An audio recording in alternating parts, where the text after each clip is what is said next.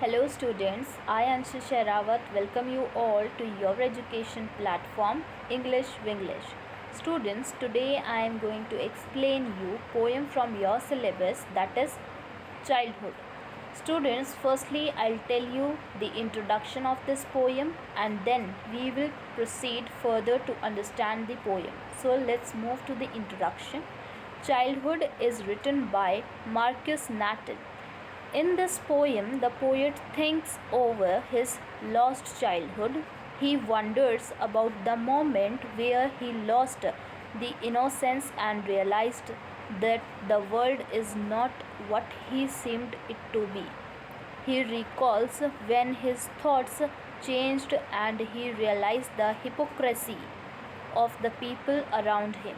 He finally settled down to the idea that his childhood went to some forgotten place and is hidden in the face of an innocent infant.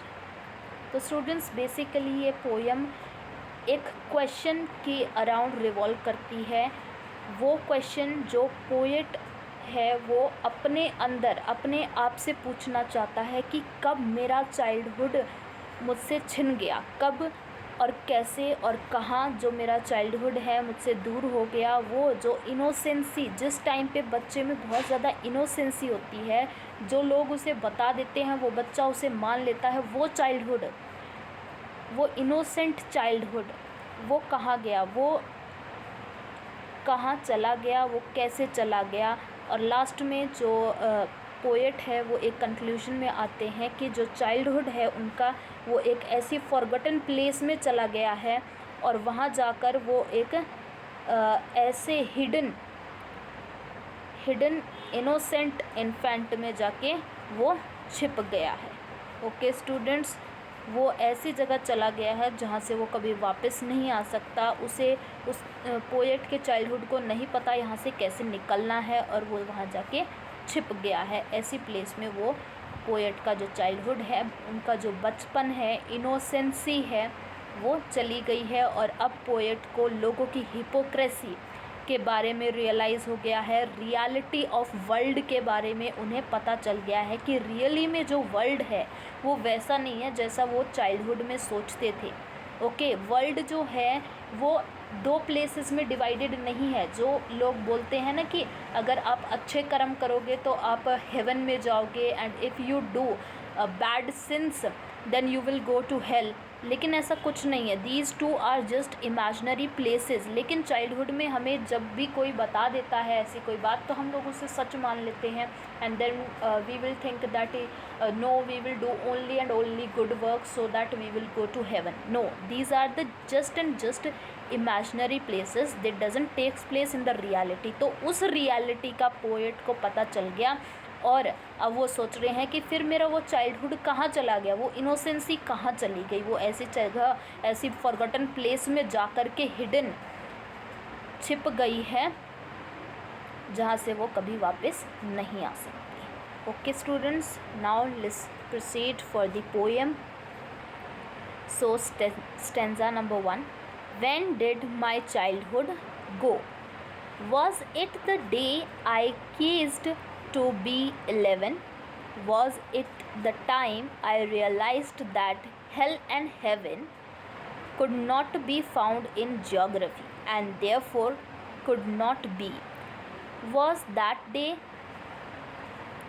तो कीज्ड का मतलब क्या होता है बच्चा लोग? Come to an end. किसी भी चीज़ का एक लास्ट मोमेंट होता है ना, लास्ट स्टेज होता है, उसे हम कीज्ड बोल देते हैं. ओके, मतलब जब पोएट 11 के बिल्कुल लास्ट में थे. ओके, उनकी 11 जो थी, मतलब एज जो 11 थी उसका एंड होने वाला था. अब हम देखते हैं explanation.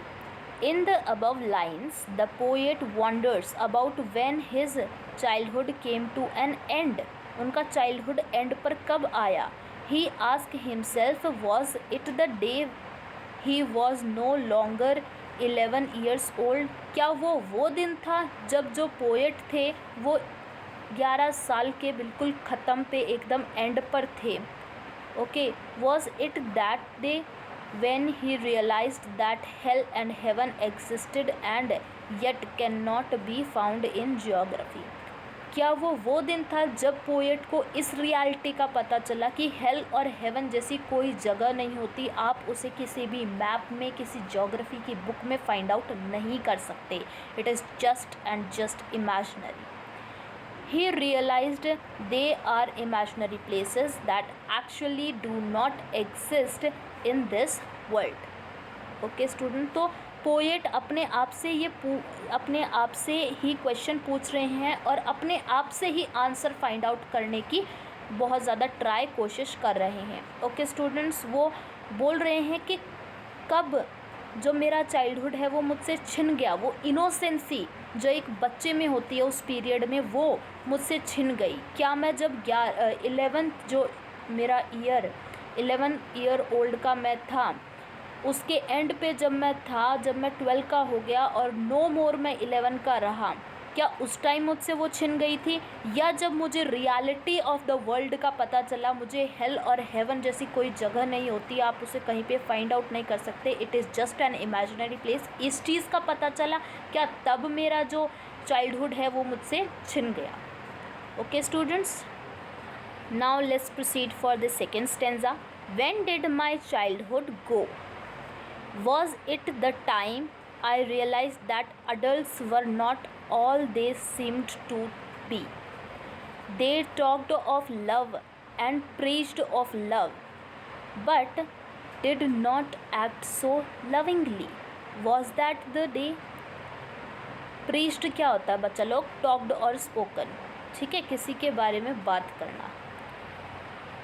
Now let's see the explanation of this stanza. In the above stanza, the poet again repeats the same question about when did his childhood go.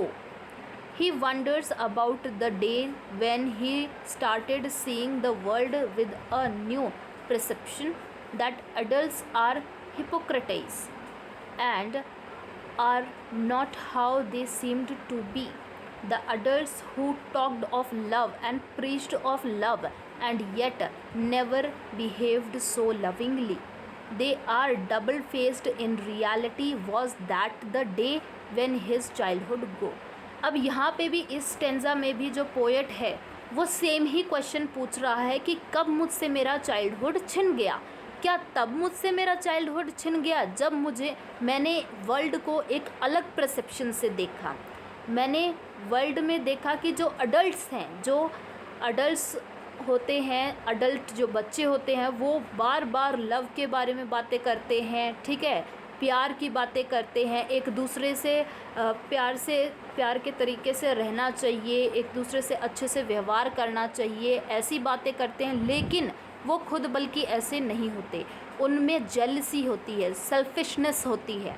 Okay students, तो जब उन्हें पता चला कि जो अडल्ट्स हैं वो हमेशा लव की बातें करते हैं, लव के बारे में प्रीच्ड करते हैं, ठीक है, लेकिन वो बल्कि ऐसे होते नहीं हैं, मतलब adults are double faced in the reality. क्या तब उनसे जो उनका चाइल्डहुड है वो छिन गया? तो वो क्वेश्चन भी खुद ही से कर रहे हैं और आंसर भी खुद ही में फाइंड आउट करने की कोशिश कर रहे हैं. Now let's move to the third stanza. When did my childhood go?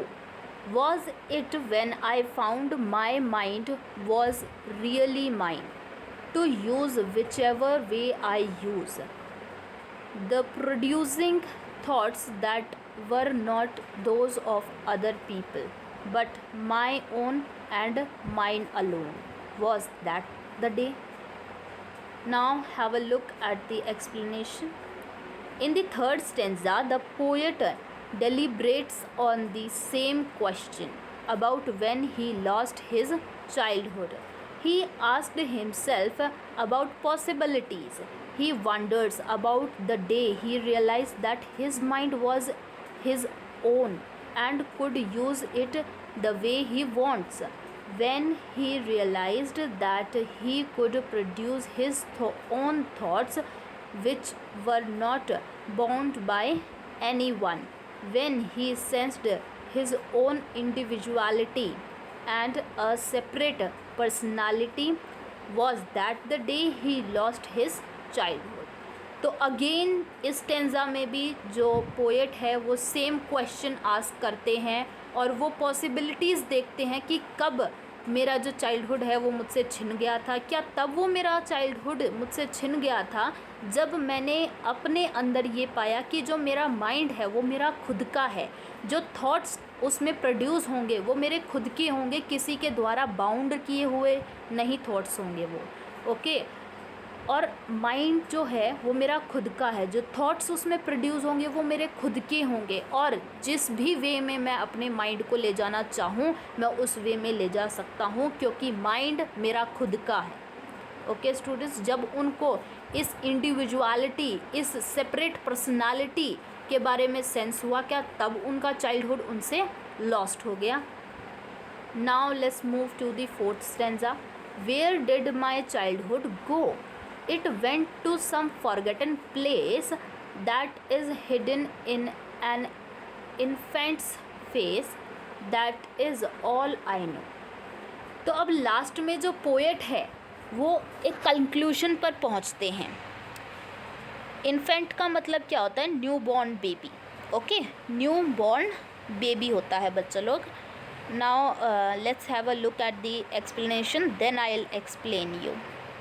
In the last stanza, the poet remorses about his lost childhood.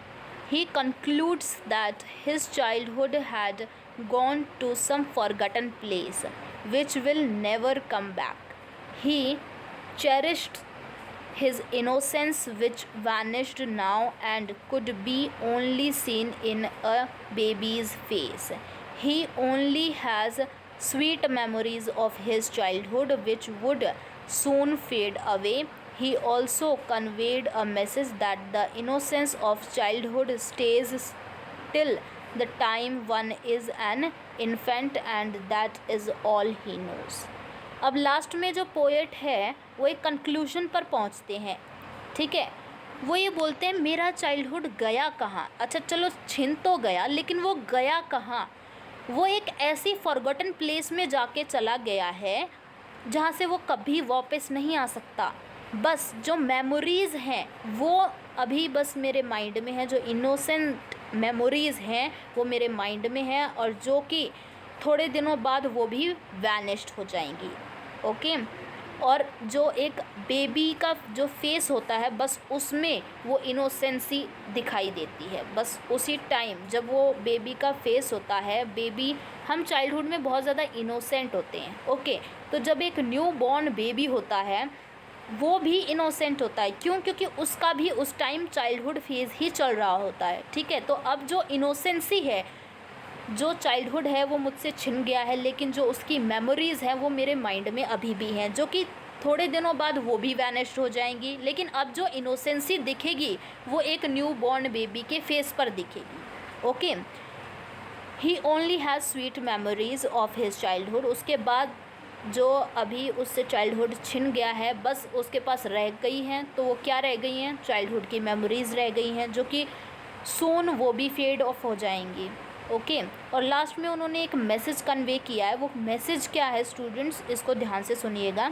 The innocence of childhood stage till the time one is an infant. जब तक एक बच्चा रहता है तब तक जो childhood, जो इनोसेंस होती है वो बरकरार रहती है। लेकिन जैसे ही वो बड़ा होना शुरू होता है उसकी वो जो इनोसेंसी होती है वो चली जाती है, वो उससे छिन जाती है, उसका चाइल्डहुड उससे छिन जाता है, बस रह जाती हैं उसकी चाइल्डहुड की यादें उसके माइंड में। और जब वो और थोड़ा बड़ा होता है, अडल्ट हो जाता है, तब वो भी उससे के माइंड से फेड ऑफ हो जाती हैं।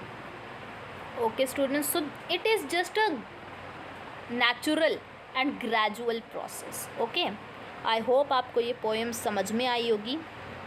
I request you guys that please make notes of each and every poem as well as chapter as well as grammatical topics, because it will help you when your exams are at your head and you have to revise all the things, all the events, all the happening that happened in a chapter or poem. Okay students, please start make notes of each and every subject, each and every chapter. I hope my videos are helping you. If you like my video, then like it. If you don't like it, then please tab on that dislike button. If you want that more and more students can gain knowledge from my videos, then please share the link of my videos. I am not bounding this knowledge to an extent only. I am saying that if you feel that it is helpful, then you can share. Okay students, if you want more and more videos and notification of that, subscribe to my channel, hit the bell icon so that you will be getting notification time to time, and comment me guys how I am making the videos, it is helping you or not. Also, are my efforts going to help you or not, as well as tell me the topics in which you are confusing, that's so that I will get to know and I will make videos on that also, so that your confusion will be finished. Okay students, thank you for watching my video. Thanks a lot.